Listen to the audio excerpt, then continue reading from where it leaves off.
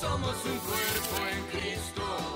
Bueno, el mensaje de hoy se llama Uno llamado a ser rey. Inicialmente yo pensé en mis cálculos humanos que iba a continuar hablándoles de Pablo, pero realmente en la semana Dios comenzó a hablarme de otra cosa, sobre la vida de David, sobre la vida de David. Y yo comparto el mensaje, pero no sé para quién concretamente, específicamente es ese mensaje. Tal vez alguno de los que está aquí, bueno, ya no utilizamos los reyes, pero tal vez Dios va a utilizar a alguno de los que están acá para tener ese puesto de autoridad como un rey y poder ser de bendición para el pueblo de Dios. Bueno, ¿cuál es el fundamento de este mensaje? El fundamento de este mensaje es precisamente el libro de Samuel en el Antiguo Testamento. Vamos a buscar capítulo 16. No está de más decirlo, pero usted sabe que por ahí como el martes ya usted puede, el mismo mensaje usted puede volver a oír, escucharlo en la plataforma de YouTube. Específicamente nosotros, gracias a Dios y al trabajo de estos hermanos, podemos tener ese recurso. Si incluso tú no vienes en un domingo, puedes pedirle a alguien que reenvíe el link y toda esa cosa y puedes volver a escucharlo. Es tan importante que usted pueda volver a escucharlo. Yo lo vuelvo a escuchar una o dos veces y Dios vuelve a hablarme, a sostenerme, bueno, a confrontarme. A veces hay cosas que uno dice acá que uno ni sabe por qué las dijo y cuando las vuelve a escuchar es Dios ministrándole. Esta semana me apareció en el Facebook un mensaje que Mateo dio hace 3 años, pasando de adolescentes a jóvenes, creo que se llama el mensaje, y cuando yo volví a escucharlo, imagínense, 3 años después, entendí mucho de lo que está pasando ahora en la iglesia, la transición de que antes éramos niños, que, pues, Señor, dame, y ahora este año Dios está diciendo, no es dame, es ve tú y lleva, mueve, moviliza a otros. Es tiempo de ir y dar a otros. Entonces es esa transición, las crisis que uno vive cuando está en esas transiciones también, como compartía Mateo. Bueno, pero vamos al fundamento bíblico que está en primera de Samuel, capítulo 16, 1, 2, mi amor, si me ayudas. Y luego del 5 al 13. Dijo Jehová a Samuel: ¿Hasta cuándo llorarás a Saúl, habiéndolo yo desechado para que no reine sobre Israel? Llena tu cuerno de aceite y ven, te enviaré a Isaí de Belén, porque de sus hijos me he provisto rey. Y dijo Samuel: ¿Cómo iré? Si Saúl lo supiera, me mataría. Jehová le respondió: Toma contigo una becerra de la vacada y di: a ofrecer sacrificio a Jehová he venido. Luego el 5.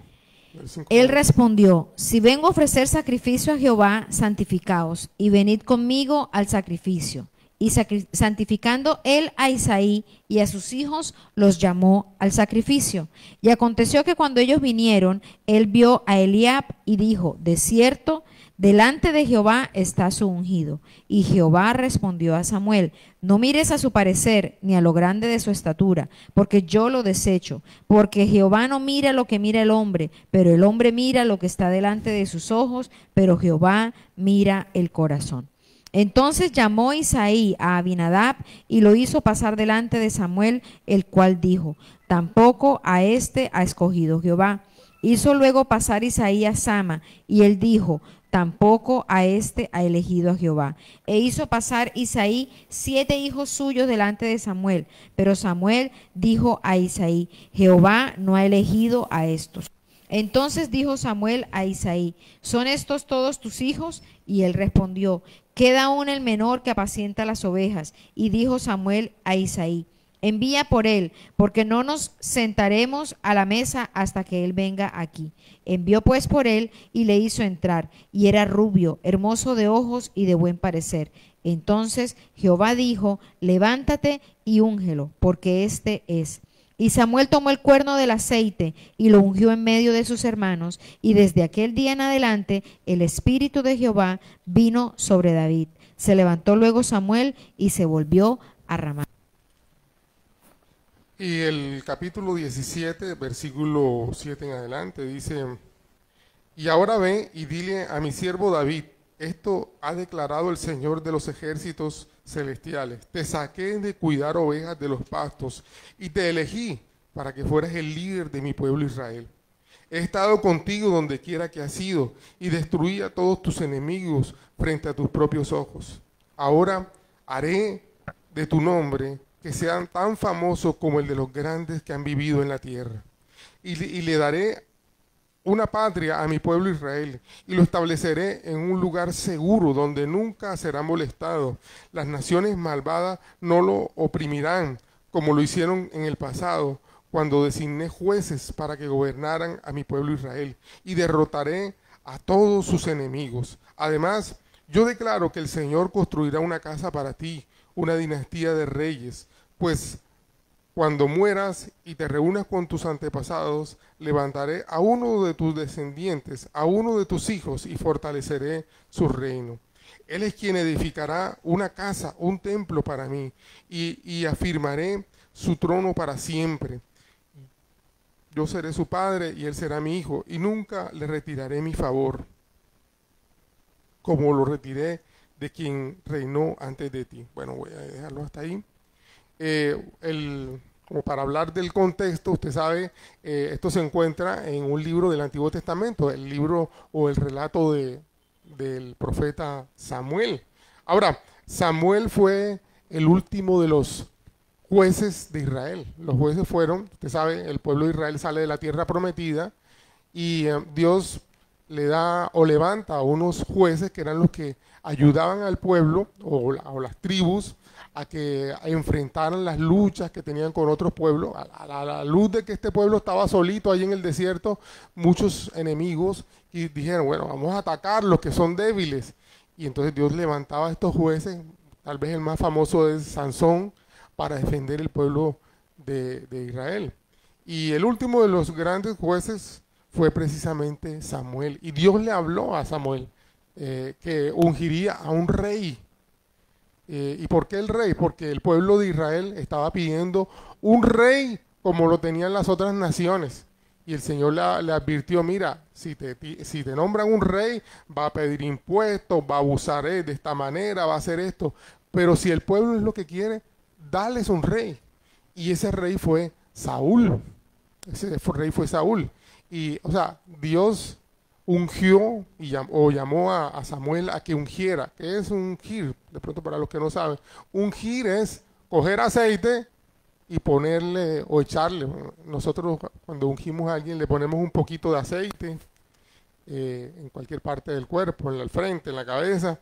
Pero en esa época cogían el aceite y se lo echaban y bajaban. Y bueno, cuando yo escuché eso, para mí era como, yo me imaginaba una botella de aceite, la muñeca o todo ese bobo girasol que se lo echaban a uno así. Y bueno, no es así. El aceite era un perfume, un aceite más perfumado. Entonces, como si tú coges un perfume y te lo echaban y lógicamente hacía la sensación porque muchos de los, me perdonan la ignorancia, muchos de los perfumes de ahora son con alcohol. En esa época eran puras esencias aceitosas, aromáticas. Entonces se lo echaban y eso solamente se hacía o para reyes o para sacerdotes. Y se usó para el rey Saúl. Entonces ahora en este momento lo que estamos viendo es cómo Dios había desechado a ese rey que había escogido. Y si ustedes miran, por ejemplo, en el capítulo, estamos en el 16, capítulo 16 de Samuel, pero si usted echa un poquito para atrás, dice en el capítulo 15, versículo 10, dice, luego el Señor le dijo a Samuel, lamento haber hecho a Saúl rey, porque no ha sido leal y se ha negado a obedecer mi mandato. Al oírlo, Samuel se conmovió tanto que clamó al Señor durante toda la noche. Y bueno, al final del capítulo 15, en el versículo 35, dice, Samuel nunca más volvió a ver a Saúl, pero lloraba por él constantemente. Y el Señor se lamentó de haber hecho a Saúl rey de Israel. Samuel, un gran hombre de Dios que había ungido a Saúl, lo amaba, lo respetaba, pero entendía que Dios ya había quitado su favor, por decirlo de alguna manera, sobre Saúl. Y Dios le dijo a Samuel en el capítulo 16, cuando lo que comenzamos a leer, ahora bien el Señor le dijo a Samuel, ya has hecho suficiente duelo por Saúl, lo he rechazado como rey de Israel. Así que llena tu frasco con aceite de oliva y ve a Belén a buscar a un hombre llamado Isaí que vive allí, porque he elegido a uno de sus hijos para que sean mi rey. Entonces ahora vemos a un Samuel llorando, triste por eso. Ay, ¿cómo es posible que Saúl me dio la pata? ¿Cómo es posible que no sé qué, que hizo esto, que aquello? Lamentándose. Y Dios dice, mira, es que yo levanté o ya he escogido a alguien de los hijos, uno de los hijos de Isaí. Ves a la casa de Isaí y úngelo. Y Samuel, ¿cómo decirlo? Diligente, obediente, se va para la casa de Isaí. Pero él sabe que Saúl, si se entera a Saúl de que van a ungir a otro rey, a alguien, o que lo van a ungir porque esa era señal de rey, lo van a matar. Eso es propio del que, o sea, cuando un líder es inseguro, es celoso. O las inseguridades nos dan para ser celosos. Comenzamos a ver fantasmas donde no los hay. Cuando una persona tiene inseguridad. Ahora, hay una cosa que siempre trato de conectarlo con el tema de la familia. Cuando un padre o madre son inseguros, van a transmitir esa inseguridad a los hijos. Y los hijos también van a levantarse en ese, ¿cómo decirlo? En ese ambiente o en esa atmósfera de desconfianza, de celos. Muchos de los dichos nuestros tienen que ver con cosas que escuchamos a nuestros padres. En mi casa, pues había mucho dolor, hubo mucho dolor. Yo me levanté con mucho dolor y pesar. Bueno, usted sabe, yo les he contado, mi papá nos abandonó, o mejor, mi mamá echó a mi papá de la casa cuando nosotros teníamos 12 años, porque mi papá comenzó a hacer y deshacer y nos abandonó. Y cuando mi papá quiso venir como si nada, mi mamá le dijo, espérate, ya hasta aquí. Y mi papá, ni corto ni perezoso, se fue. Entonces, hubo ese proceso, comenzamos a vivir ese proceso del dolor, del abandono. Usted sabe, cuando, o sea, si es duro, cuando están los dos papás, si es duro, usualmente, levantar un hogar económicamente, emocionalmente. Imagínate cuando está uno solo, tratando de llevar la carga. Entonces, bueno, surgen una cantidad de cosas. Voy a decir algo y me perdonan, pero Dios diseñó el hogar. El hogar es como una plataforma que tiene dos sostenes. Sí. Y aquí está el hogar. Entonces, ¿qué pasa? Papá y mamá. Cuando uno de los dos falta, la mesa sufre desbalance, ¿cierto? Te ven cuando en un hogar falta la mamá, los hijos se levantan muy secos, porque la que le da ese toque de cariño, de flexibilidad, entre comillas, usualmente es la mamá. Y al revés, cuando ocurre que falta el papá, pues hay otro, creo que ese carro no es de aquí, el que está aquí. Pero cuando falta el papá, hay una cantidad de cosas que faltan. La seguridad. Ahora, puede que el papá y la mamá estén ahí, pero ninguno cumple el rol. Por ejemplo, hay papás, varones, que están en la casa, pero no cumplen su rol. Por ejemplo, no lanzan usted sabe que los varones lanzan a los varones a su destino. ¿Entiende? Los empoderan.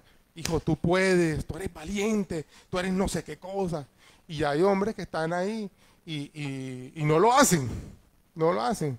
Por varias razones. En el caso mío, por ejemplo, mi papá, el tiempo que vivió con nosotros, tampoco lo hizo porque mi papá no lo recibió. Mi papá quedó huérfano a los 2 años. Entonces mi papá creció rodeado de mujeres, de mi abuela, de mi bisabuela, de mis tías, o sea, las hermanas de mi abuela que eran solteronas, entonces, y de la hermana. Entonces, como eran todas mujeres y él el único hombre, ay Pachito, Pachito era el centro de la familia y, ay Pachito no se molesta, ay Pachito va a llorar, ay Pachito. Entonces todo era en función de Pachito, mi papá.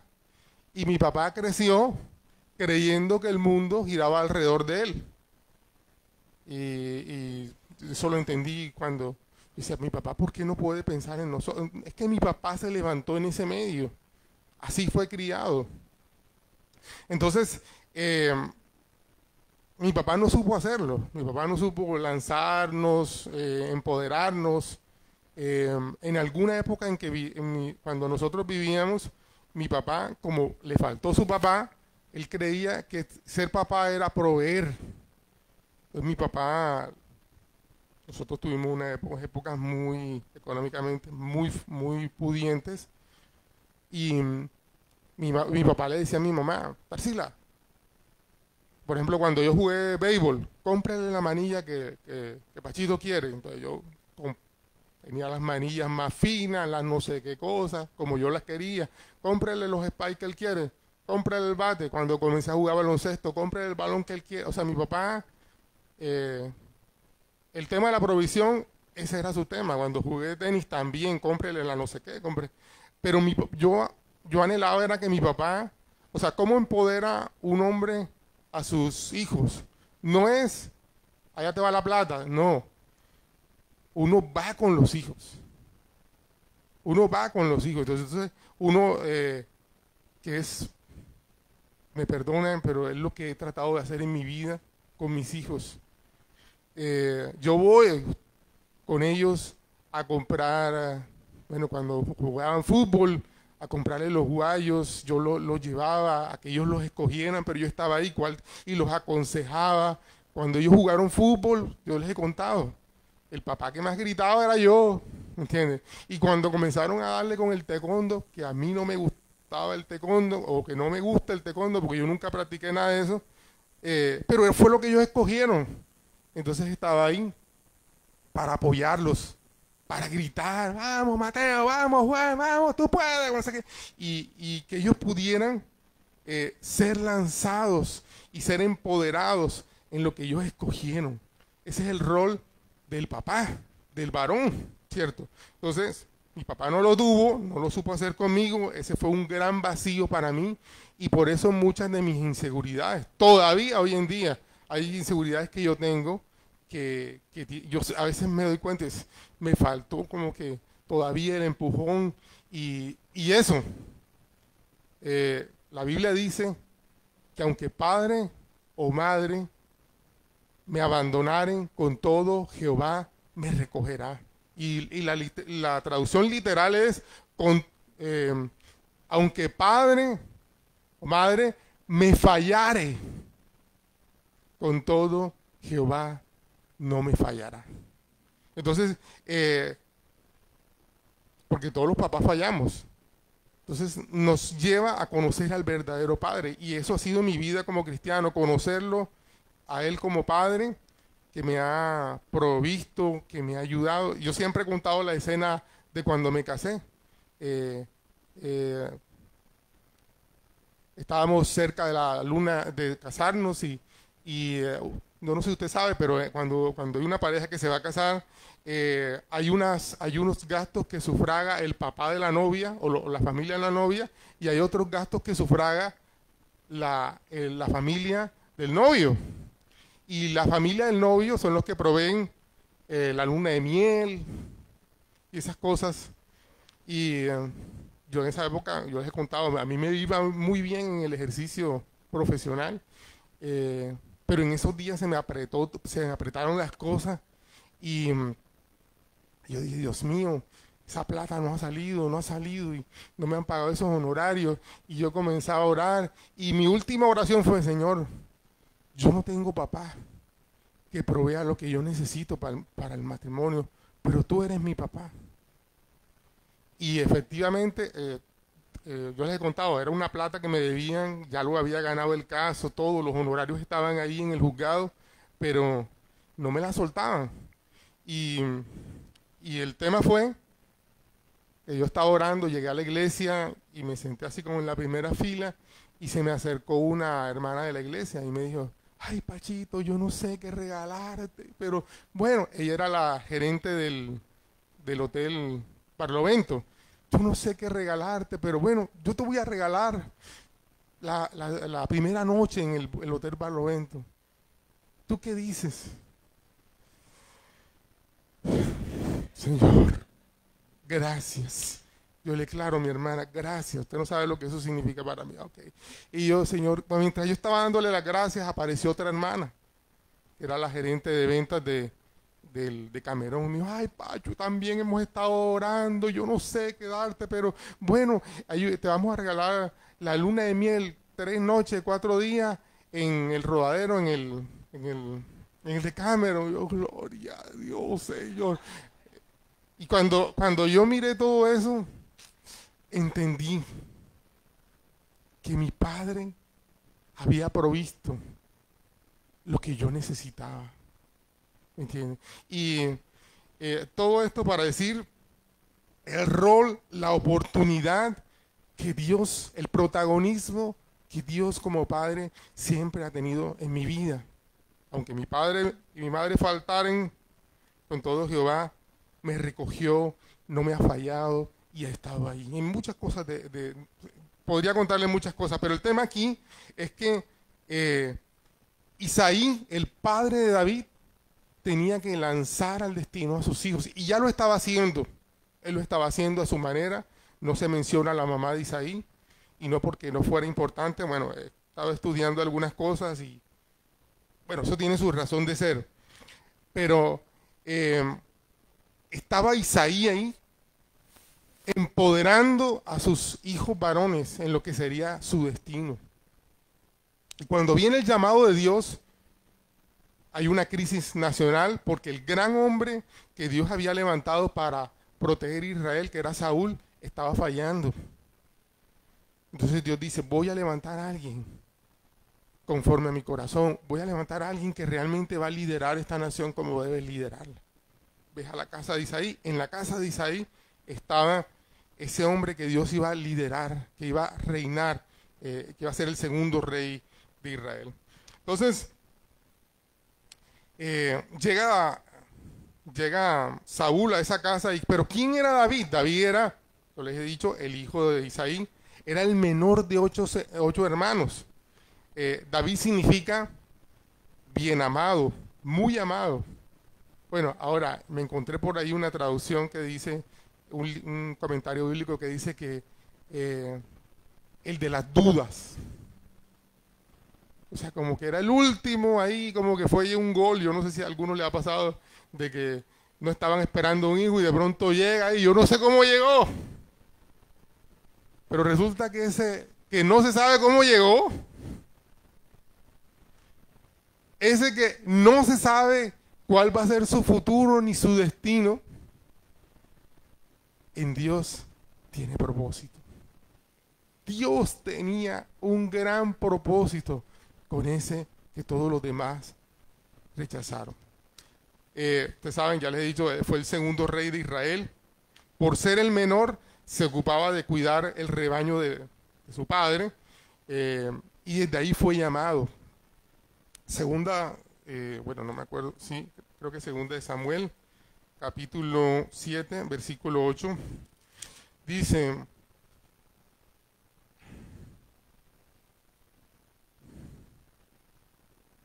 ahora ve y dile a mi siervo David, esto ha declarado el Señor de los ejércitos celestiales: te saqué de cuidar ovejas en los pastos y te elegí para que fueras el líder de mi pueblo Israel. He estado contigo donde quiera que has ido y destruí a todos tus enemigos frente a tus propios ojos. Oye, interesante, porque a veces nosotros creemos que muchas de las historias en las que nosotros hemos sido victoriosos han sido por nuestros méritos. Y resulta que no. Dios que te escogió te ha estado guardando, protegiendo, dando victoria desde antes de que tú lo conocieras. Porque dice la Escritura que Él te conoció antes de que tus ojos se abrieran. Ya Él tenía un propósito, te conocía, y aún hay una declaración más poderosa: te amaba. Te amaba desde que tú estabas en el vientre. Él te amaba desde que tú eras un cigoto, desde que tú eras, de cuando se iba a encontrar el esperma y el óvulo. Ya Dios tenía propósitos y te amaba. Así que tú no eres un accidente ni una duda ahí. No. O mira, lo que Dios hace con lo que los hombres dudan es poderoso. Es poderoso. Ahora, Dios lo saca de allá donde nadie se acordaba para mostrarle el propósito. Me estoy un poquito adelantando eso. Ahora, hay algo grande y es un reto para nosotros. Nunca te puedes olvidar de dónde te sacó Dios. Porque a veces a nosotros se nos olvida. Yo les he contado que una vez pasando por Basurto en fiestas de noviembre, cuando estaban los ejecutivos, yo iba pasando por ahí y veo un borrachito, ustedes saben, en el mercado, cuando estaba el puente de Basurto, íbamos bajando en el ejecutivo y yo veo el borrachito, usted sabe cómo es, y yo lo veía y yo decía: ese borracho no se da cuenta como el diablo. Yo lo veía y si usted lo detalla, es como si fuera una marioneta, así como con unos palitos lo estuvieran manejando, y yo lo veía y decía: mira el borracho cómo lo maneja el diablo, y no sé qué. Y ahí en el ejecutivo yo iba agarrado así, y de pronto Dios me dice: si yo no te hubiera alcanzado, tú estuvieras así, igualito. Entonces, el Señor, misericordia de mí. Entonces, nunca podemos olvidarnos de dónde nos sacó Dios. ¿Me entiendes? Porque eso nos va a permitir ser misericordiosos con otros. ¿Me entiendes? A veces vemos a los hijos de fulano, a los hijos, si supiera, amado, no olvides de dónde te sacó Dios a ti también. Y que Dios también tuvo misericordia de ti. Ahora, hizo de él un cantor, reconocido como un cantor y un poeta. Llegó a ser un gran gobernante y un gran guerrero. Ahora, hay algo también interesante. Todo eso no fue cuando él llegó a ser rey. Todo eso comenzó en el desierto, en el lugar de dificultad, donde nadie te ve, donde había sido relegado por su familia a cuidar las ovejas. A veces hay muchos de nosotros que la familia no da un peso por ellos, los desella, los relega, pero resulta que Dios tiene propósitos y tiene plan. Cuando yo estaba terminando el bachillerato, a raíz de todas esas dificultades del abandono de mi papá, a mí me tocó comenzar a trabajar como desde los 14 años. Y cuando ya yo estaba en el último año del bachillerato, un amigo de mi mamá y de mi papá, la persona que presentó a mi papá y a mi mamá, él es el dueño de la bomba esa del pie a la popa, se llama Marcos Vázquez, creo que es todavía él. y Marco se encontró con mi mamá y mi mamá le dijo, ay, mi hijo está buscando trabajo, mándamelo para la bomba. Entonces yo comencé a trabajar ahí en la bomba del pie de la popa. ¿Qué hacía yo ahí? Yo secaba carros y los lavaba. Ese fue ese trabajo en el último año. Y sabe, amado, como era el último año de colegio y se tenía que definir lo de las pruebas del IFE, cuando la gente preguntaba, bueno, ¿y qué quiere estudiar Pachito? Pachito quiere estudiar Derecho. Derecho. La universidad es para los niños ricos. Usted sabe, en esa época era o la Universidad de Cartagena, estoy hablándote del año, no de 94 años, del año 94. No, del 88. Del 88. En el año 80, solamente era la Universidad de Cartagena y la Tecnológica y la Tadeo. Esas eran las tres, y AFIC. Esas eran las opciones. O sea, una pública y las otras pagas y bien caras en ese momento. Entonces, eso de estudiar, eso es para niños ricos. Él está bien ahí trabajando, y con lo que voy a decir no estoy menospreciando nada, ningún trabajo ni nada. Si él está yendo bien ahí en la bomba, que estudie mecánica, electricidad, una cosa de esa. Y que siga ahí en la bomba lavando carros. Ese era el decir de mi familia. Pero bueno, mi mamá creyó que Dios podía hacer algo, bueno, que mi destino podía ser diferente. Por eso nunca olvido que lo que soy tiene que ver con la fe, con lo que mi mamá creyó que podía hacer. Entonces, efectivamente, yo me inscribí en la Universidad de Cartagena, tenía un promedio más o menos, pero no pasé. Al principio no pasé, me fui a estudiar a Barranquilla y pedí el traslado, la transferencia, eso es otra historia, y terminé mis estudios acá. Pero también como David, fui relegado, de pronto menospreciados. ¿Qué va a hacer este pelado? Que no tiene quien lo ayude, que no sé qué cosa. Y triste, pero algunos aceptamos que es así y dejamos que esa sea nuestra historia. Pero también chévere, qué bueno, que muchos a veces creemos en lo que Dios sí tiene para nosotros. Y a pesar de las dificultades, salimos adelante. Salimos adelante. Yo les he contado, muchas veces me fui a la universidad y regresé a pie. Muchas veces me fui solamente con un café y sin saber si iba a almorzar. Todas esas fueron cosas que tocó vivir para salir adelante. Y lo mismo lo del posgrado también, cuando estudié en posgrado también, bueno, no pasé de dificultad, ya estábamos en otra condición y otra situación, pero tampoco fue fácil. Entonces, cosas que queremos en la vida, aún en Dios, no van a ser fáciles. Yo siempre le he dicho, en la tierra prometida hay gigantes que hay que vencer. Pero tienes un Dios que te ha dicho, te entregué esa tierra.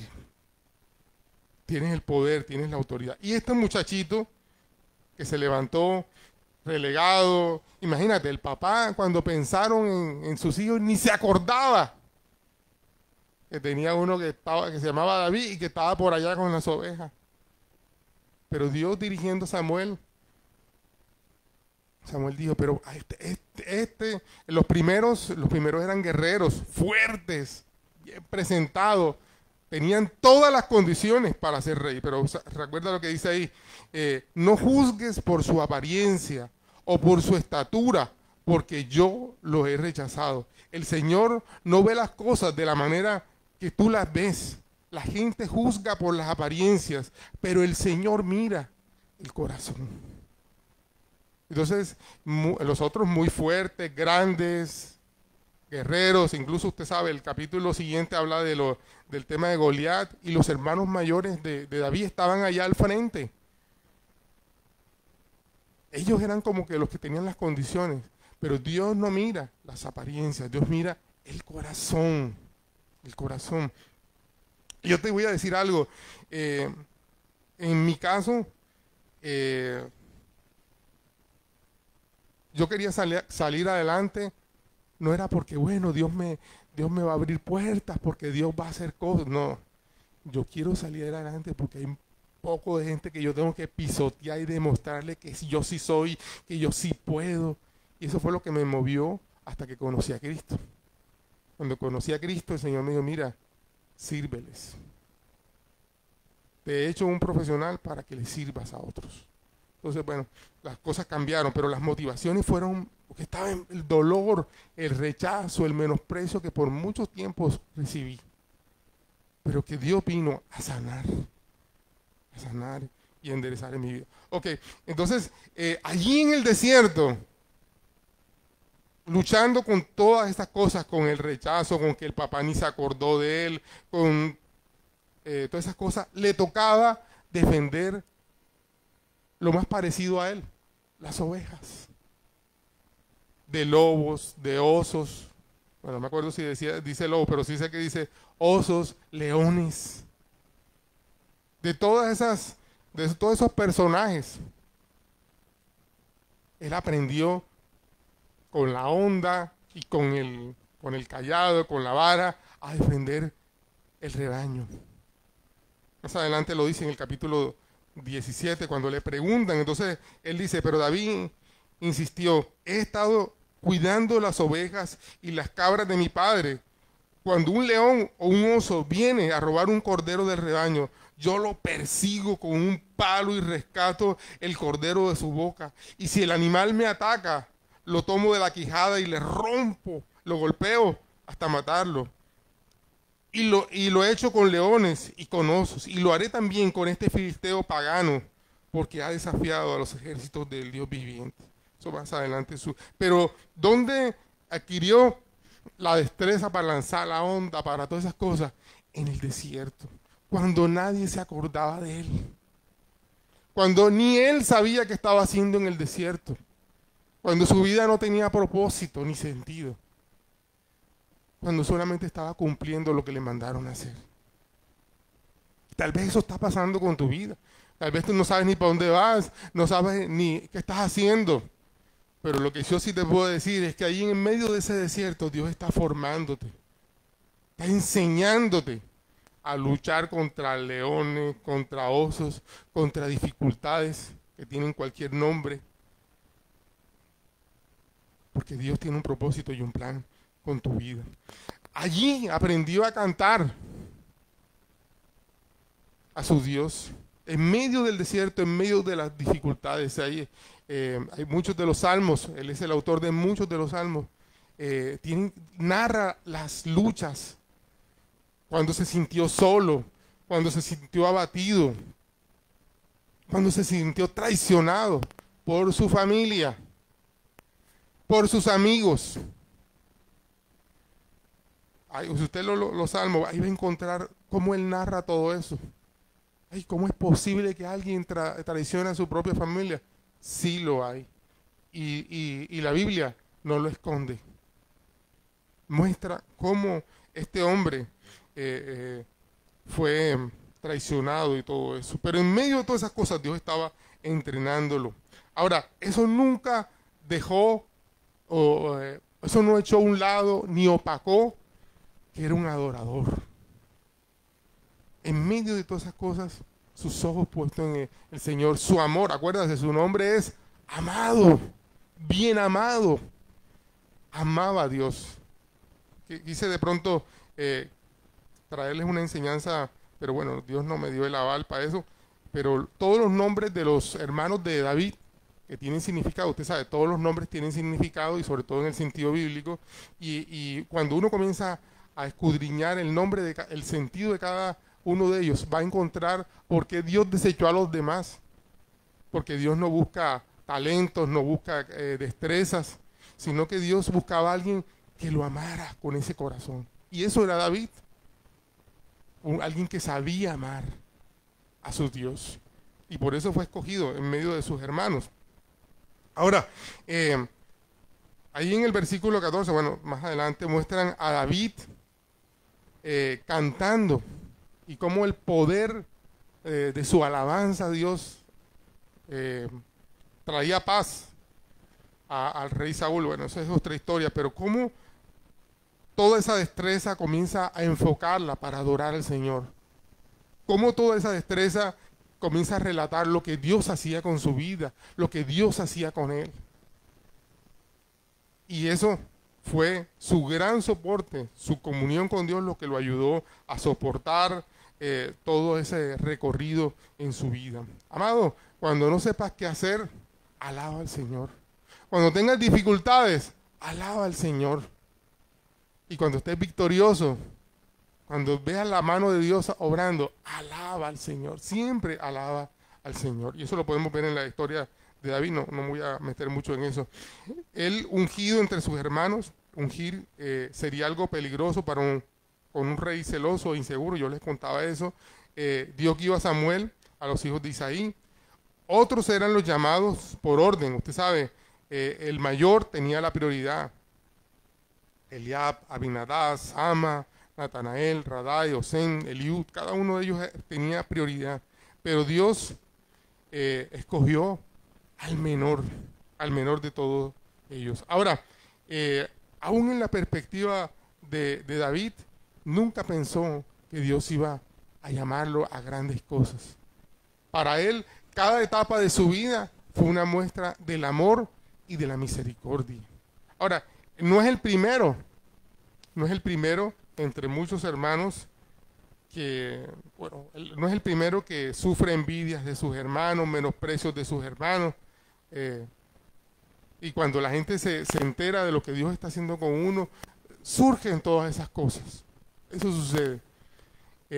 Pero aún así, como en el caso de José que por ahí mencionaron, David también entiende que su llamado no es para ser vengativo con sus hermanos, sino para servirle a sus hermanos y al pueblo que de alguna manera lo rechazó y todo eso.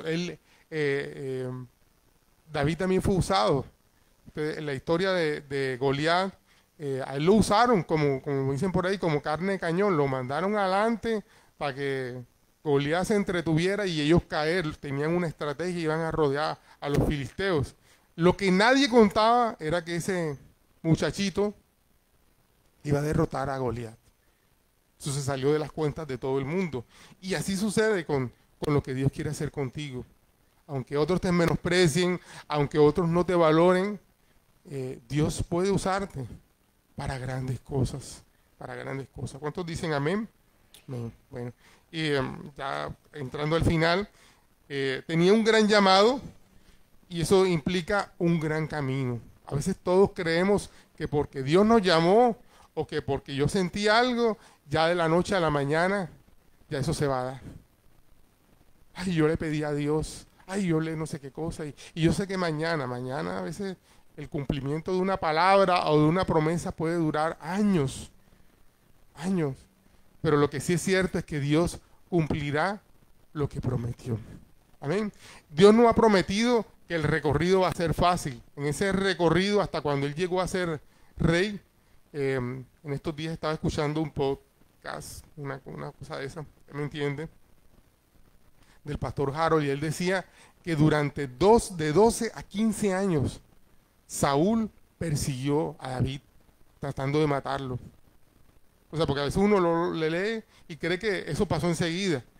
12 años huyendo, escondiéndose. Hubo una vez que se hizo pasar por loco. O sea, todo lo que este hombre vivió en ese recorrido hasta que llegó a ver el cumplimiento de la palabra de Dios. Porque se nos ha vendido la idea de que si es de Dios, es fácil. Ay, eso es de Dios. Ay, todo esto no se me está dando porque esto como que está tan difícil. Y entonces, no, mi hermano, si es de Dios, tú tienes que pararte en seco y seguir luchando por lo que Dios te dio y por lo que Dios te prometió. Porque si Dios lo ha prometido, Dios te va a llevar hasta el final. Ahora, aceptó misiones suicidas.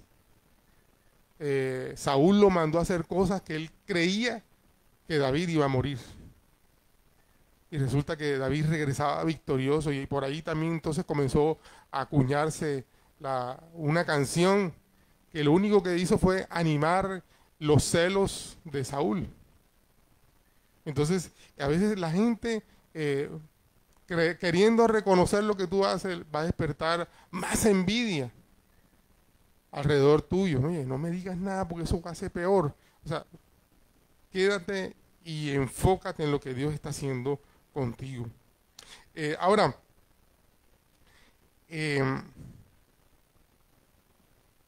no tenía los grandes modelos de líderes, pero ¿sabe una cosa?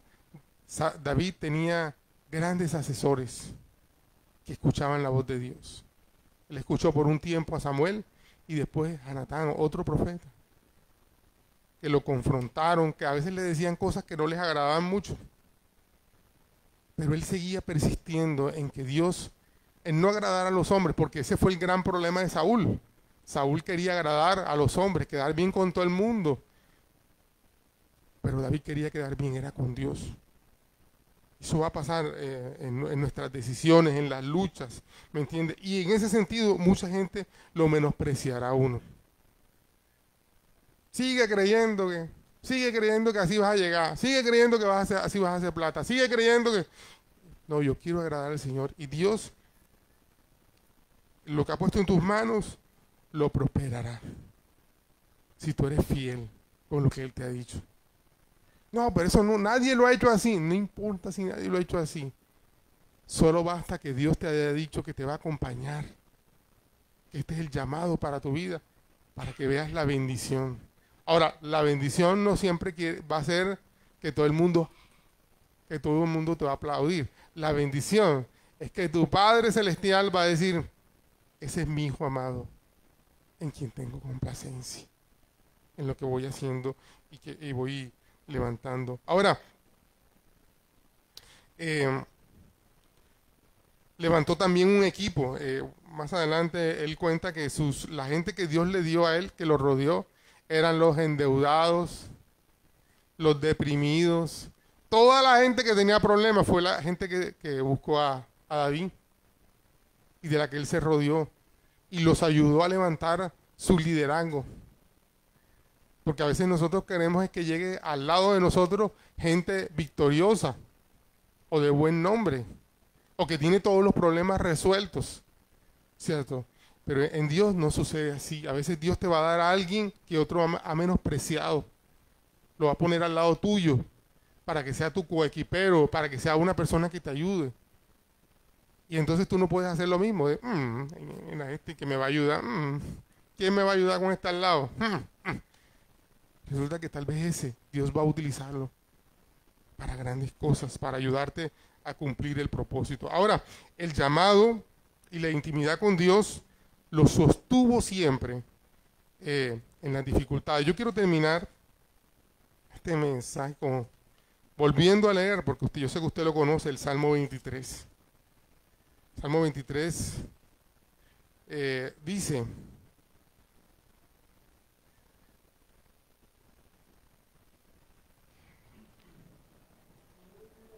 Lo leo. Salmo 23 dice, Jehová es mi pastor y nada me faltará. En lugares de delicados pastos me hará descansar. Perdón un momentico. Dice, ¿cómo comienza el Salmo? Jehová es mi pastor. Mira, él tenía la convicción, él había sido pastor, él tenía la convicción de que todos los pasos que estaba dando, la dirección de su vida, lo estaba dando porque Jehová lo estaba guiando. Ahora, preocúpate porque el que te esté guiando sea el Señor, de que Él sea tu pastor, de que Él sea el que te lleva ¿a dónde? A lugares de delicados pastos. Mira dónde Dios te quiere llevar. No a un despeñadero para que te vaya mal y tropieces. Dios no es así. Hay gente que tiene la idea de que Dios sí me la castigó Dios porque Dios me castigó esto, porque Dios... conocí a alguien que desafortunadamente esta persona, una mujer que no conocía al Señor y abortó, en su juventud abortó. Cuando se casó, ya conoció al Señor, pero cuando se casó, los primeros embarazos tuvo pérdidas. Y ella decía, Dios me está castigando lo que yo hice. Pero resulta, mi pastor en ese momento le dijo, no conoces a Dios, no conoces a Dios. Dios no ha llegado a tu vida para cobrarte todo lo de tu pasado. Dios ha venido a tu vida a restaurarte de los errores que cometiste en el pasado. Entonces sigue, mi amor. Junto a aguas de reposo me pastoreará, confortará mi alma, me guiará por sendas de justicia por amor de su nombre. Aunque ande en valle de sombra de muerte, no temeré mal alguno, porque tú estarás conmigo. Tu vara y tu callado me infundirán aliento. Mira lo que hace la vara y el callado del Señor cuando es tu pastor. Te infunden aliento. Amén. No son ese palo encima, te das cuenta por esto, porque no esto. No. Él ha venido a darte ánimos. Amén. Esos lugares, cuando el pastor estaba guiando a su rebaño, cuando iban por esos lugares donde la neblina no dejaba ver por dónde iban, ellos no podían ver a su pastor. Y entonces, con el callado, con la vara, el pastor iba golpeando el piso. Y las ovejas oían a su pastor y podían seguirlo. Entonces tal vez habrá momentos en que tú no lo verás, pero Él está allí diciéndote, estoy contigo. Acuérdate lo que le dijo a David, he estado contigo, te ha ayudado a vencer a tus enemigos, siempre ha estado contigo. Y cuando Jesús murió y resucitó, también nos recordó nos prometió que Él estaría con nosotros hasta el fin. Así que no estás solo. Desde que conociste al Señor, no estás solo. Él te acompaña. Él te rodea. Él te levantará. Pero amado, a veces también la Biblia dice que antes de la soberbia está la caída. A veces por nuestra propia soberbia, por nuestras necedades, tenemos que tropezar para ver qué otro nos va a levantar. Y ese que nos va a levantar es el Señor. Sí, mi amor. Él adereza mesa delante de mis angustiadores. Unge mi cabeza con aceite, mi copa está rebosando. Ciertamente el bien y la misericordia me seguirán todos los días de mi vida, y en la casa de Jehová moraré por largos días. Entonces, ¿cuál es el deseo del salmista? ¿Y cuál debe ser tu deseo? Vivir en la casa del Señor, vivir en la presencia del Señor. Todos los días hasta el fin. Lógicamente no estamos hablando del templo, de aquí, vas a pasar metido todos los días, de lunes a lunes. No. Imagínate, si tenemos dificultades con que la gente venga solo el domingo, ahora que vinieran todos los días, o sea, sería compleja la cosa. Pero nos está hablando de su presencia, de habitar con Él, de buscarlo. Eso en lo que nosotros llamamos los devocionales. Cuando tú abras los ojos, recuerdes que hay un Dios que te permitió despertarte, que está pendiente de ti, que te va a guiar en cada cosa. A veces nosotros nos levantamos, ¿y qué nos guía? La angustia. Ay, tengo que levantarme, tengo que resolver rápido porque hoy viene a cortar la luz, mañana viene a cortar, o sea, a veces eso es lo que nos mueve. Pero Él ha dicho que quiere guiarte, quiere acompañarte todos los días, que preparará banquete en presencia de tus angustiadores, de los que te han angustiado por mucho tiempo, de los que te han perseguido. ¿Sabe? ¿Recuerda con lo que yo le decía? Yo quería ser abogado y quería que me fuera bien. Yo estaba dispuesto a todo porque yo quería pisotear a todos los que se me habían hecho la vida imposible, todos los que me habían menospreciado, no sé qué cosa. Y cuando conocí al Señor, que el Señor cambió mi corazón, ya mi deseo no era ese, sino servirle aún a mi familia, a mucha gente que no tuvo la mejor actitud. Y entonces entendí este versículo. Él prepara un banquete en presencia de mis enemigos, de mis angustiadores, de los que te rechazaron. Pero no es lo que tú tienes que buscar. Es algo que Dios va a hacer. ¿Cuándo? Cuando se cumple el versículo 1. ¿Cuál es el versículo 1? Cuando Él es tu pastor. Él solito te va a poner en lugares. Yo conocí a un hermano, cuando yo estaba llegando al Señor, yo conocí a un hermano, él es agrónomo y tenía una granja avícola en esta zona, no me acuerdo si es aquí en Turbaco o no era en zona, pero total, él tenía una granja y por persecución política le mandaron al INVIMA. INVIMA es, sí, bueno, una de estas oficinas y le cerraron el lugar. Y todo el capital que tenía y toda la plata quebró, se le vino encima los bancos, o sea, el tipo perdió todo, él como llegaba a la iglesia con unas ojeronas, no he dormido, los problemas, las dificultades, y nosotros orábamos por él y todas esas cosas. Y lo más lejos, cuando él comenzó a enfocarse en el Señor, él comenzó a decir, la cara le cambió y nos decía, yo no era pastor ni nada, me decía, Pachito, ahora puedo dormir tranquilo, ahora estoy en paz y tranquilo y no sé qué cosa. ¿Y sabe lo que sucedió en esos días? Lo llamaron de la gobernación o de la alcaldía y lo nombraron encargado de la oficina, el ICA o esa, no me acuerdo qué fue, de la oficina de donde salió la orden para cerrar el negocio. Y él me decía, yo no puedo creer que Dios haya hecho eso. Y yo preguntaba, ¿por qué me pusieron ahí? Me dicen, no, el único que tiene el perfil para estar ahí eres tú, porque tú eres agrónomo, porque tú conoces de eso, tú eres el hombre. Lo puso en el lugar donde antes estaban sus enemigos y sus angustiadores. Otro testimonio, con esto termino.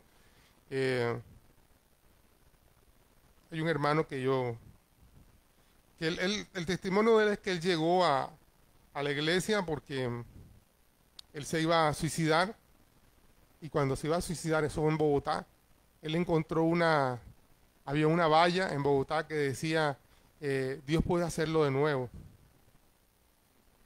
Dios puede hacerlo de nuevo. Él era ateo, él era un empresario, para los que tenemos la tercera y la cuarta dosis, no sé cuántos se acuerdan de unos restaurantes que se llamaban sándwiches cubanos, no el que está ahora, sino desde aquella época. Bueno, él era el dueño de eso, el papá de Andrea Nochetti, la que fue reina, bueno, el papá de ella. Y este hombre tenía sus negocios y tal, y él se iba a suicidar. Pero antes de suicidarse, él cogió los negocios y todo lo puso a nombre de la esposa, porque se iba a matar. Se fue para Bogotá y ya lo tenía todo fríamente calculado, y resulta que cuando se va a matar encuentra la valla esa y entendió que Dios lo estaba llamando. Bueno, Dios comienza a sanar su corazón, etcétera, etcétera. Eso es una larga historia, pero cuando ya él está porque él dice, yo me volví loco, y cuando vuelve al negocio y le dice, fulana, ya estoy en condiciones para volver a los negocios y todo eso. La esposa le dijo, ¿cuáles negocios tuyos? Los negocios son míos. Aquí no tienes nada. Conténtate que te voy a mandar una platica ahí, quédate con la casa, una casona que ellos tenían en Boca Grande. Conténtate con que vas a poder vivir ahí y que yo te voy a pagar los servicios. Y él efectivamente dijo, imagínese usted, pastor, imagínese, no sé qué. Bueno, mi hermano, lo importante es que tengo paz. Y él siguió buscando de Dios. Pero un día los negocios comenzaron a ir mal. En esos días vino un profeta como pana y le dijo: Dios va a devolverte lo que el diablo te robó, ta, ta, ta, ta, ta. Eso quedó así. Y vino la esposa un día y le dice: estoy volviendo loca con estos negocios, coge tu vaina, agarra tus negocios. Y se los entregó todos. Y él se acordó de esta palabra, que Dios le restituiría todo y que Dios lo pondría. Porque la sociedad, bueno, usted sabe cómo es la sociedad en Cartagena, que es tan... Lo volvió a restituir y restaurar.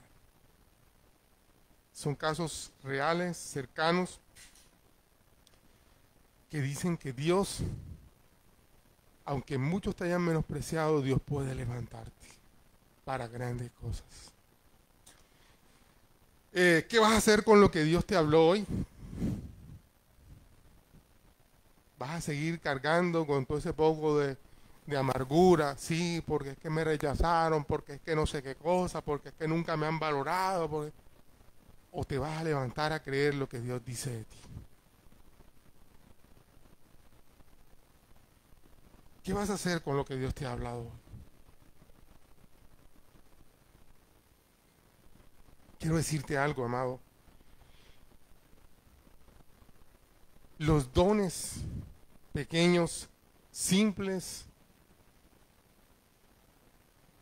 Dios puede hacer de ellos grandes cosas. Tal vez el don que tú tienes, tú dices: vea usted, pero si yo nada más tengo esto, nada más yo soy esto, ¿sabes? Dios puede utilizarlo para grandes cosas. Mira la destreza con una onda y con un arpa. ¿Y a dónde lo llevó Dios? ¿Dónde no te puede llevar Dios con lo que Él ha puesto en tus manos? Solo necesitas creerle a Dios. Solo necesitas creerle a Dios. Cierra tus ojitos ahí un momentico. Yo siento que, bueno, no es literal que Dios va a levantar reyes, pero sí hay personas que hoy han venido porque Dios quiere ponerlos, como dice la Escritura, como cabezas y no por cola.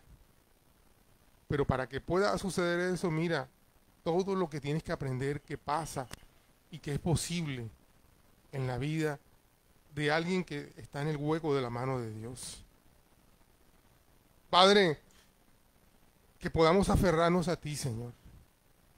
Que podamos creer, Señor, que aunque yo no veo nada, que aunque no sé nada, que aunque no puedo nada, que tú tienes un plan con mi vida, Señor. También quiero decirte algo, amado. Se van a levantar osos, se van a levantar leones, pero tú tienes que creer en lo que Dios te ha dado, en la destreza que Dios te ha dado. ¿Sabes? Muchas veces, has creído que lo que tú tienes, que el don que tú tienes no es importante, no sirve para nada. Usualmente hay una estadística que los, entre comillas, profesionales terminan trabajando en áreas diferentes a la que estudiaron y se prepararon. Pero yo quiero decirte, no menosprecies lo que Dios te ha dado. No menosprecies el don que Dios te ha dado.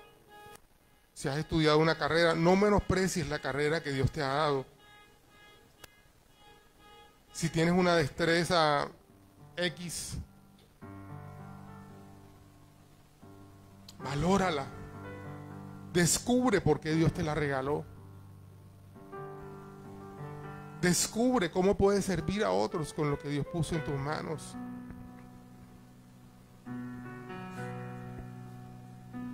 Él quiere hacerlo de nuevo. Padre, oramos por cada persona que está en este lugar, Señor, con dones, con talentos. Es más, yo quiero hacer algo. Bueno, lo voy a hacer ahora que cerremos la transmisión. Pero yo quiero que tú tengas un corazón agradecido y le digas: Señor, gracias por el don que me has dado. Gracias por el talento que me has dado. esa sea tu oración ahora. Señor, gracias, gracias, gracias. Sea agradecido con lo que Dios te ha dado. Y bueno, queremos decirle a los que están conectados también, sea agradecido con lo que Dios te ha dado. Bendice al Dios que da los talentos, los dones. Y recuerda, Jesús te ama y nosotros en Turbaco. Si te gustó este mensaje, si lo has disfrutado tanto como yo, recuerda, suscríbete a nuestro canal, darle like al mensaje y activar la campanita de las notificaciones. No te pierdas lo que Dios está hablando para cada uno de nosotros a través de Comunidad Cristiana de Fe y Esperanza en Turbaco. Síguenos.